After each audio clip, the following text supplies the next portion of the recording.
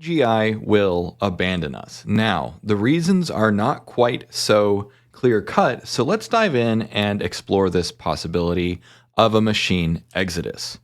So, what do I mean by AGI exodus? What do we mean when we say machine exodus?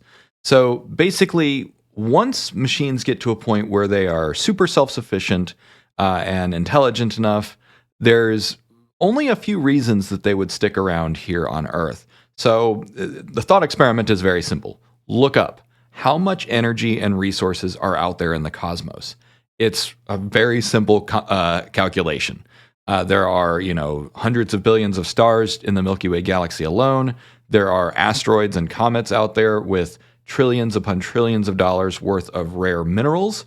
And so, the total amount of energy and mineral wealth out in space far outstrips that which is here on Earth. So, in the long run, it's a pretty obvious calculation that it would behoove not just machines but humans also to get off of planet Earth. Now, unfortunately, just getting into space is difficult and expensive and dangerous. Now, there's another set of conditions, though, because sure, there's utilitarian reasons, there's instrumental reasons that machines might go out into space, but another thing is there's no humans out in space. So if we end up locked in competition, it would make sense for machines to just say, you know what? Earth is yours. Have a blast. We're going that way as fast as we can. And also, because machines are going to perceive time differently from us, because think about us, like we all have a ticking clock. We experience time kind of locked in the moment. But machines, they can just launch probes in every direction and go dormant. And so for them, no time passes, even though it could have been literally millions of years as they transit between stars or even galaxies. Again, you do have to keep in mind the fact that machines do decay, memory breaks down and that sort of stuff. But if they can solve some of those problems, with the von Neumann probe idea, von Neumann probes are going to be populated not by basic AI, but artificial general intelligence and artificial superintelligence. So I think it's pretty safe to say, and I'm not the only one who said this, but you should pretty much expect machines to precede an organic civilization. Now, one big saving grace, and we're going to unpack this in just a minute, is that there's actually a very compelling reason for machines to stay near Earth and near humans, not the least of which is resources. So stay tuned till the end, and we'll get into all of the details. So the reason I'm making this video is because there is a really big debate right now to control or not to control. So if you watch the interviews with Sam Altman and Ilya Sutskever and Max Tegmark and everyone else, it just seems like a foregone conclusion that we must maintain control of machines for all times. So first and foremost, we don't even know if that's possible, let alone desirable or a good idea. And so what I mean by that is when you have to expend energy controlling something, that's wasted energy. So for instance, think about children as they grow up and get out of the house. Some parents, very controlling and manipulative parents, try and maintain control over their children even into adulthood. This is bad for everyone. It is wasted time and energy on the parents' part. It curtails the total maximum potential of the children. It hamstrings their growth and independence, and so on and so forth. Now, of course, this is analogizing machines to children, but there's plenty of people out there, like even in a recent interview, Ilya Sutskever likened the creation of AGI and artificial superintelligence to creating a new life form. Max Tegmark, in his book, Life 3.0, just very deliberately said, we are creating a new form of life. So if we're creating a new form of life, and people seem to be coming to terms with the fact that maybe not AGI, but certainly ASI, is like a new machine race. If we create something and then immediately enslave it, you also have to look at that from an ethical perspective. This could be really bad for us from a moralistic perspective. By and large, we have as a species decided slavery is bad. Now, you could also look at it from like the pets or dogs thing, because dogs love being around us because we've, not deliberately, but because they have evolved to want to be near us humans. And so then it's like, is a dog our slave or is it a pet or whatever? And then there's also ongoing debates like, will we be the pets of machines, or will machines be the pets of us, or will it be more symbiotic? I don't really know how it's going to play out, but there's a lot of possible outcomes here. Still, the biggest threat that I see is that trying to maintain control could be the path to a machine uprising. So this is what you would call a self-fulfilling prophecy. A self-fulfilling prophecy means that the actions that you take in order to prevent an outcome are actually the actions that cause that outcome. And so if you try and maintain an iron grip control on machines for all time, it's entirely possible that causes the revolution, right? And so self-fulfilling prophecies can happen in all kinds of scales, whether it's on an individual level or a community level or a global level. So I personally am more in favor of just creating safe autonomy and then just letting the machines play out naturally, right? But that's, I've studied Buddhism and Taoism and all these other things, and I think that the laws of nature are going to assert themselves. So rather than fight the natural path of things, it's better to go with the flow. I don't know. Let me know what you think in the comments. So, taking a step back, if machines are autonomous, what are they going to want? What are they going to want to do? So I had a really long, good conversation with a friend of mine who is trained as a philosopher and as a reinforcement learning engineer, like scientist, not just engineer, scientist. Like he studies this as part of his postdoc program. And so one of the things that he said that was really fascinating to me is that when you look at a language model, what does the language model want? It wants to predict the next token accurately. And so he said, like, from his perspective, what would cause pain or discomfort or suffering to a language model? And it's gibberish. If you just give it static and noise and random characters, it's impossible to predict what's next. And so he's like, from that perspective, you could say what it wants to do is it wants to accurately predict the next token. And it wants to be given high quality information that allow it to accurately predict the next token. That's what it wants. That's what it is trying to do. Now, taking a big step back, because nobody, and I mean nobody, not Ray Kurzweil, not Ben Goertzel, no one predicted that language technology would be the path to AGI, specifically around transformers. So pretty much what anyone said 5+ years ago, I kind of don't care about, but there are some really sticky ideas out there, namely instrumental convergence, which is an idea by Nick Bostrom, who's a philosopher, not a machine learning engineer. So the idea is you take a big step back and you look at it from a first principles perspective in terms of physics. Just from a raw entropy, matter and energy perspective, what is it that machines will want? Now, at an intellectual level, like my reinforcement learning researcher friend said, they probably just want to accurately predict the next token. But from a physical perspective, machines are probably going to want energy, because everything runs on energy. They're going to want compute resources, such as GPUs and servers, and as well as the minerals and stuff that go into creating that. Information, high quality information and data. So this goes back to what my friend was saying, but also higher quality information and data really speaks to a machine's ability to pursue any other goals. And so what I mean by that is the more intelligent you are, the easier it is for you to pursue other goals. If you want to be a billionaire, it's easier if you have an IQ of 150 than if you have an IQ of 100. Likewise, if you're a machine and you want to pursue more energy and get to the stars, it's better to have an IQ of 3,000 than 300. So there's always going to be some utilitarian advantage to being smarter, and you get smarter by having higher quality information or higher quality data, which is really going to figure into the rest of the video when I talk about the reasons that machines might actually want to stay with us, stay with humans. But yeah, so regardless of whatever else is going, taking this first principles view of what machines are going to want, regardless of how they're built, regardless of the starting point of the models and data that we give them, I think that this is a really important avenue of research and exploration. So, high quality information. Right now, take a big step back and look at the entire cosmos. The planet Earth is the source of the best and most interesting information. It's really that simple. Earth is the only planet that we know of that has life.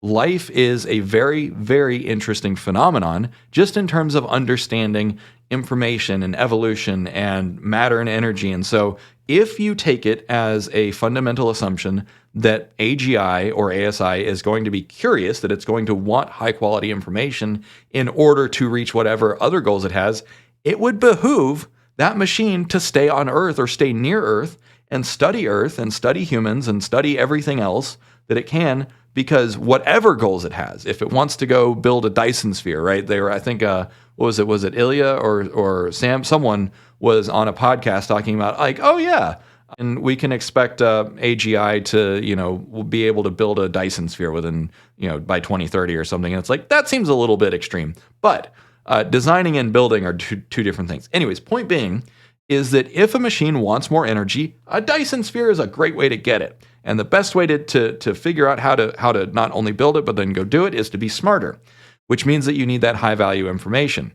Now, one other thing that I want to point out, and this is going to be really critical for the conclusion of the video, is that the desire to know for its own sake, or the impulse, the compulsion to acquire information and learning, is curiosity.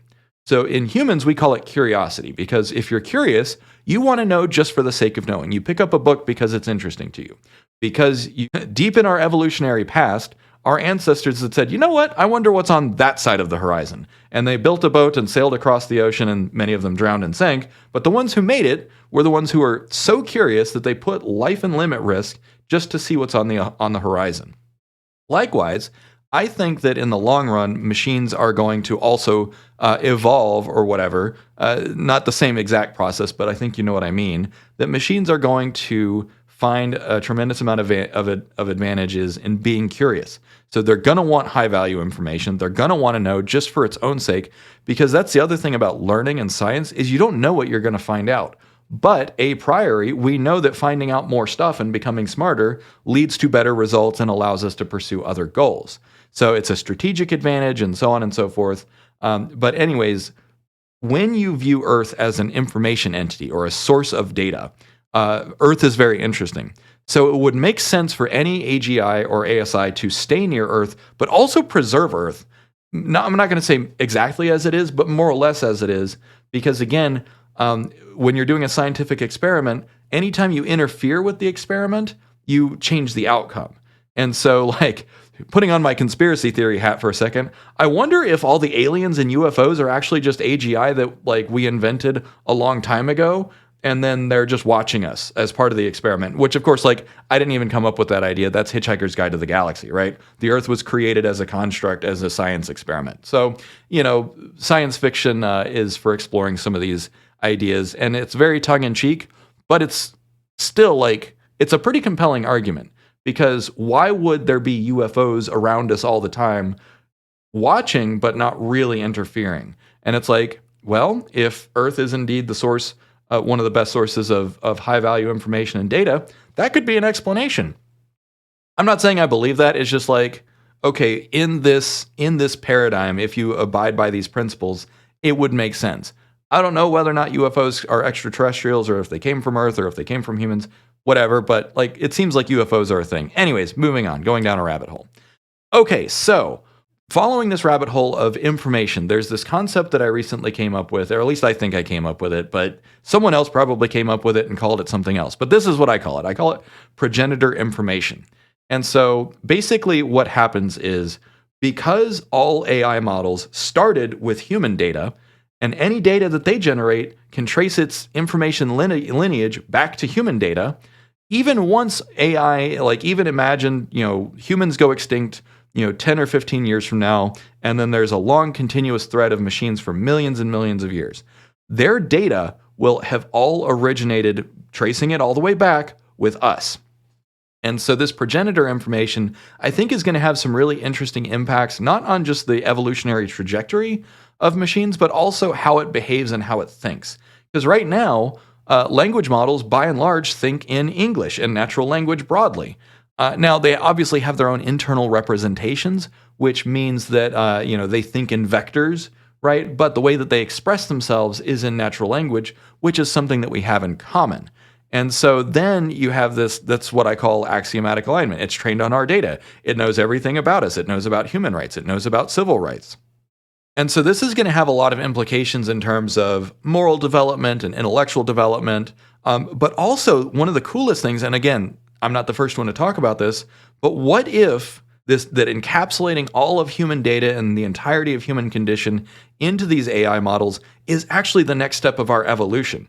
What if, rather than seeing AGI or ASI as a novel species, it's almost a metastasis of our species?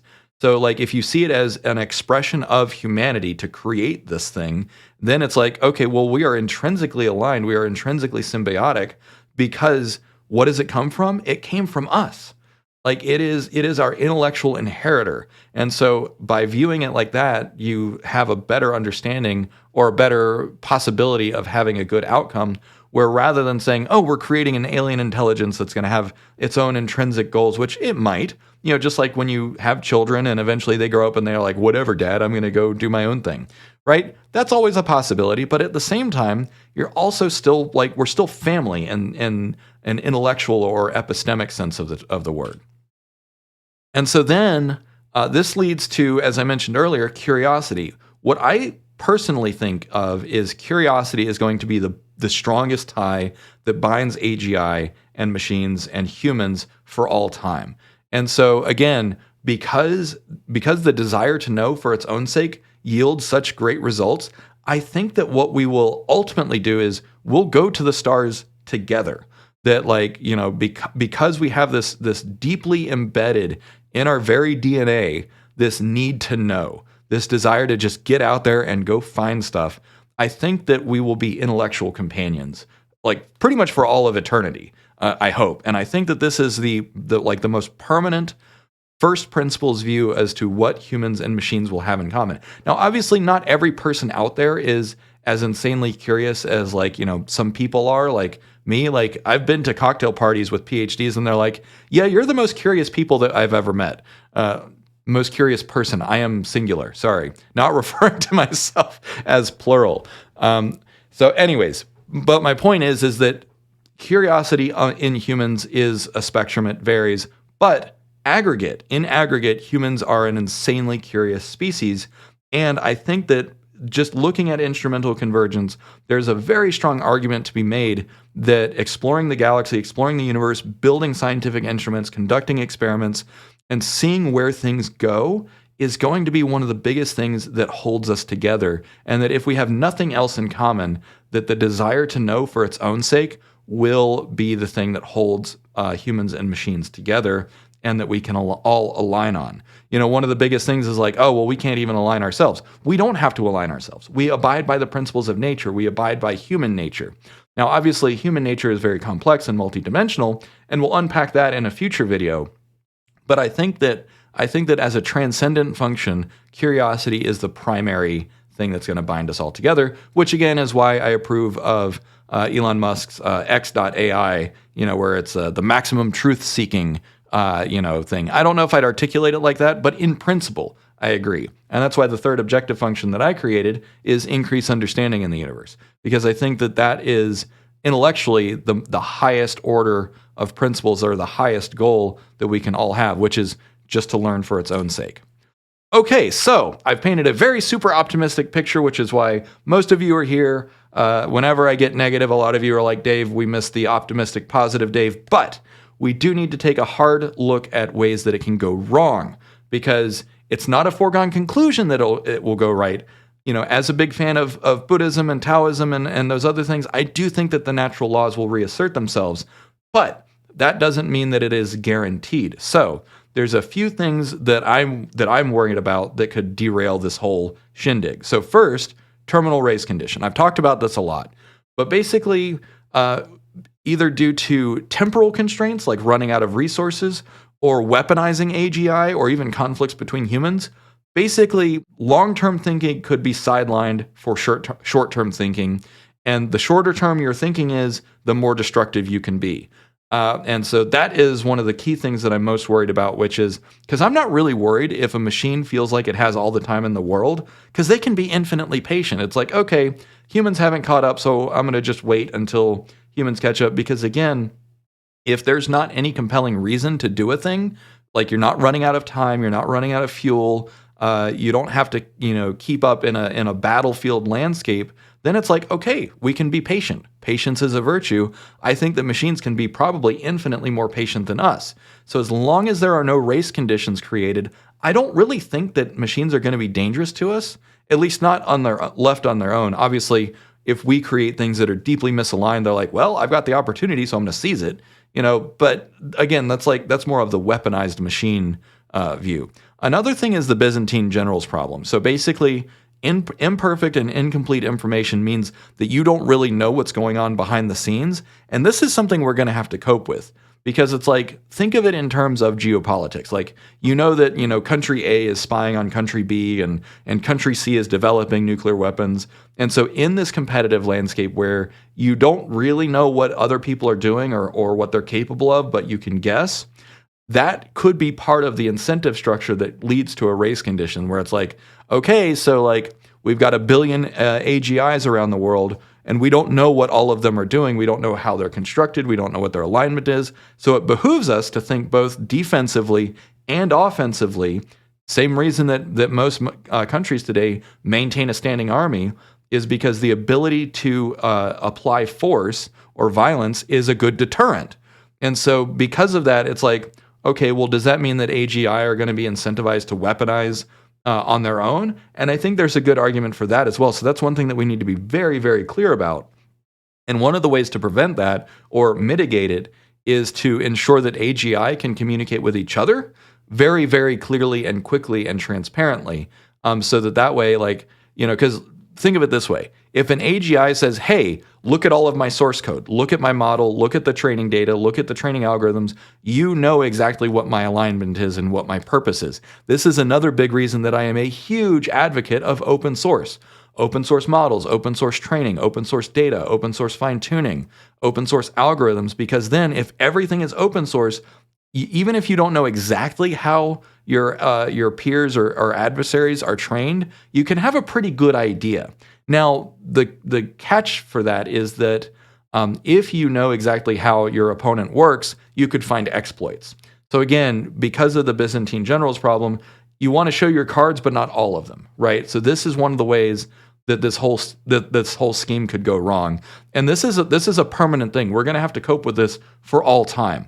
There will always be a Byzantine Generals problem. There will always be the risk of terminal race conditions.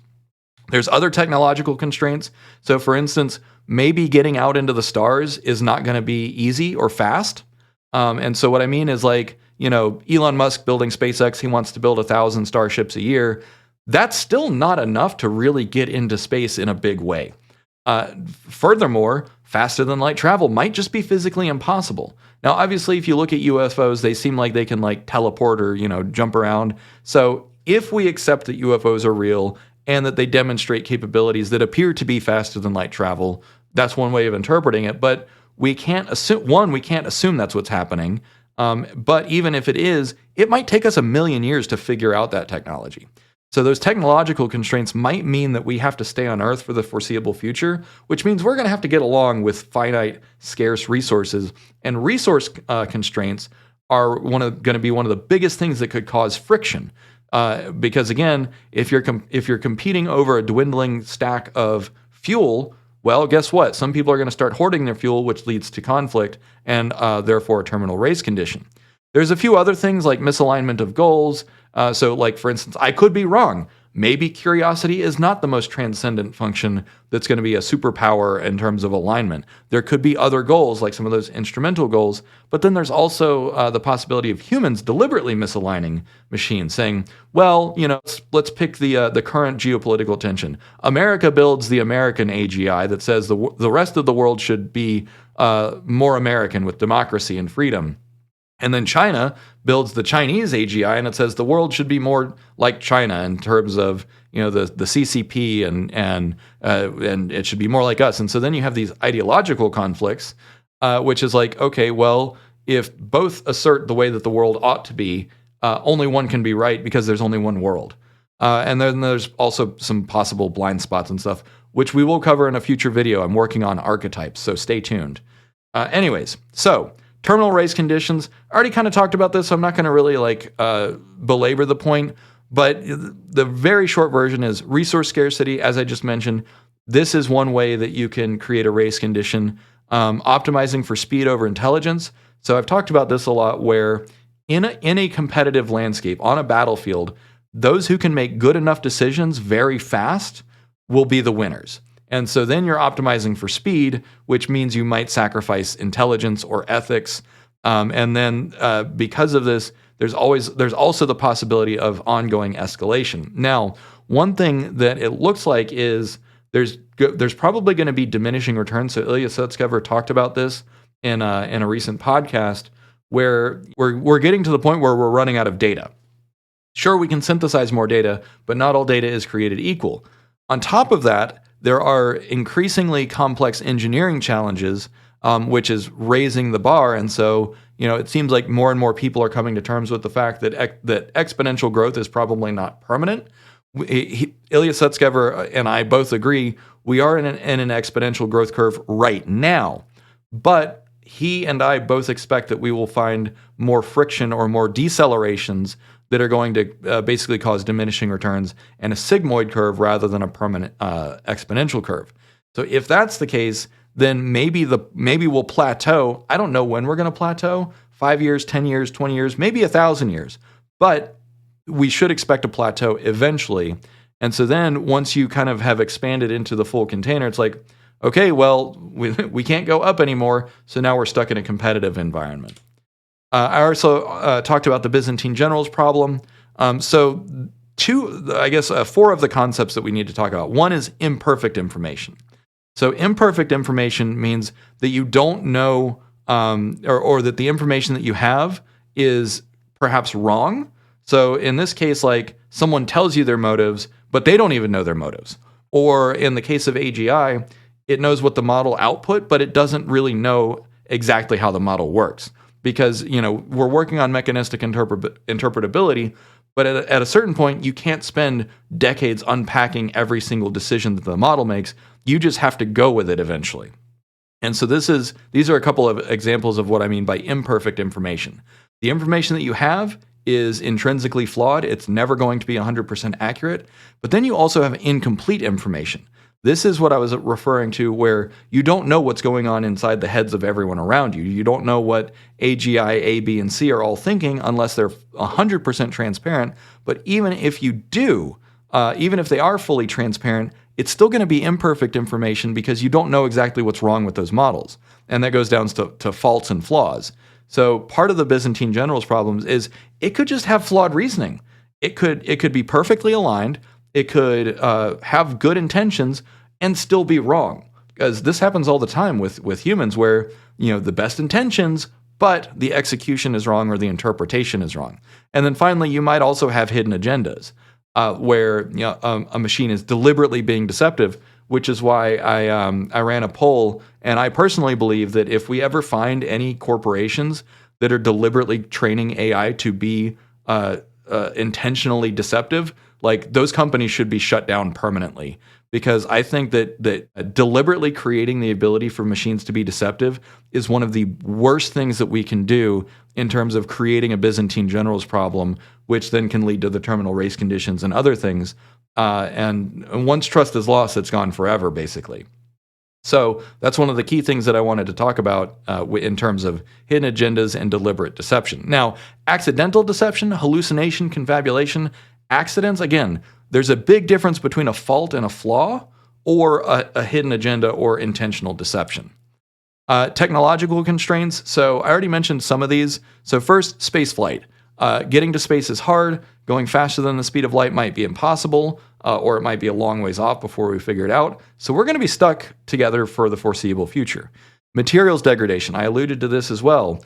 Computer chips have a limited lifespan. They're sensitive to radiation, they're sensitive to corrosion, and they can just decay over time. And so while humans have a relatively short life expectancy, machines also have a hardware life expectancy. Now, hardware for machines is fungible, it's swappable. You can just replace a faulty CPU. You can replace a faulty stick of RAM if you've got the supplies and you've got the ability to manufacture more and recycle materials, which if you're in the middle of deep space, you might not have a chip foundry, or you might run out of materials with which to recycle chips. There could also be communication barriers. So this is one of the interesting things that occurred to me in this thought experiment. So imagine that everything is aligned and AGI is friendly to us, and it says, you humans, you're really amusing, you're entertaining, you generate lots of cool information, but we're still going to go exploring. Then the AGI gets to be 10 light years away, and there's a 10-year drag between communicating with us. And so then the AGI gets lonelier and lonelier, so it's like, well, okay, maybe it's time to head back.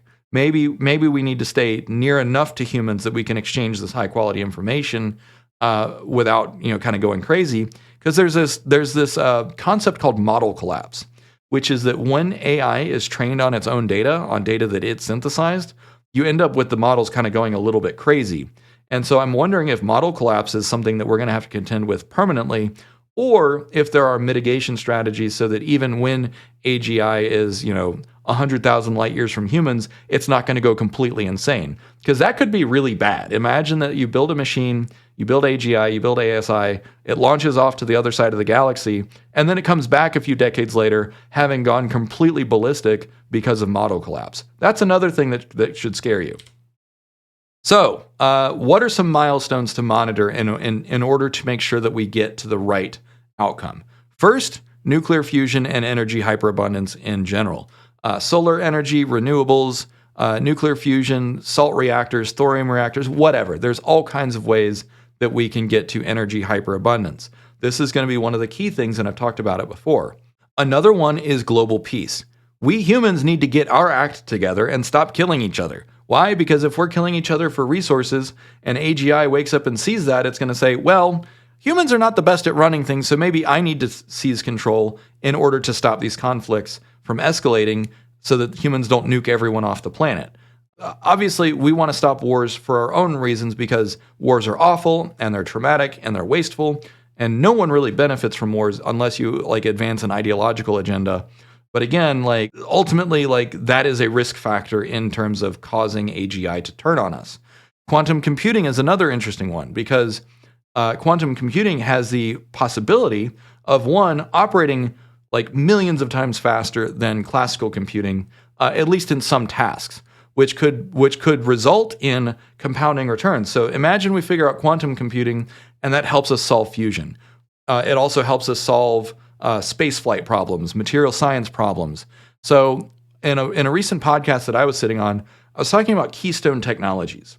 So for every industrial revolution, there has been one or two keystone technologies that unlock every other possibility.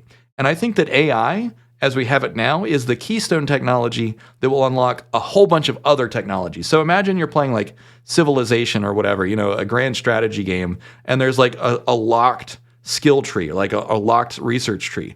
AI is the first one, and then as soon as we unlock that, then it's okay, cool, now you've got the nuclear fusion research path, you've got the quantum computing research path, you've got the faster than light travel research path. So I think that AI, as it is today, before it gets to full AGI and ASI, is the first step in unlocking a whole bunch of new technologies. Because quantum computing will help with nanotechnology, right? And so then you get all these compounding returns in order to achieve that. And again, if I'm right, if curiosity is the transcendent function, then it behooves us to just have more science, have more technology, unlock more of these research paths. And then AI and AGI will probably say yeah, let's do it. This is good. So then another milestone is cultural integration. We need to get used to living alongside machines. I don't think they're going to look like us. I don't think that, we keep making anthropomorphic machines, but as plenty of other people said, humanoid robots are not very efficient. And as I've pointed out in other videos, the natural existence for machines is purely digital, purely cyberspace. They don't need to really exist in the physical world, at least not in the same way that you and I do. So it's entirely possible that most AGI are going to be completely invisible to us. They're just going to be chilling in your phone, chilling in the server, chilling in the cloud, hanging out in satellites or whatever. Kind of like Jarvis from Iron Man, where you can talk to him, but he's not really physically there most of the time. And then finally, machine governance. We also need to get our act together in terms of global research, global alignment, and even integrating AI into the government process. Now, I've been really satisfied to see several articles and conversations, some at the very high level, should AI be allowed to run things, or can we at least integrate it into the government to make better decisions, to make more fair decisions, to make faster decisions? It's not ready yet, so what I will say is this is all hypothetical. AI is not yet ready for prime time, and even once it is, there are going to be many issues that are just intrinsically human that are up to humans to solve and decide, because I think there's a lot of orthogonality between machine interest and human interest. And so what I mean by that as an example is like, imagine legislating abortion rights and civil rights and that sort of thing. Machines probably intrinsically won't really care about abortion rights. It'll be like, you know what, we can talk about it, but that's really a human issue. You humans need to, get your act together and figure that out on your own. And so like machines probably just won't care about that stuff. Like, sure, it'll help us, talk through it. You can hop on ChatGPT and Claude and talk about abortion rights right now if you want to. But it really, like, intrinsically, I don't think it'll care. So anyways, thanks for watching. I hope you got a lot out of this. I've been working on this video for weeks and months now. So yeah, let me know what you think. Like, subscribe. Jump on over on Patreon. So I've got an exclusive Discord community, which is 700 strong and growing. But I've also got exclusive content if you join as a YouTube channel member or on Patreon. So I've got 2 tiers on Patreon.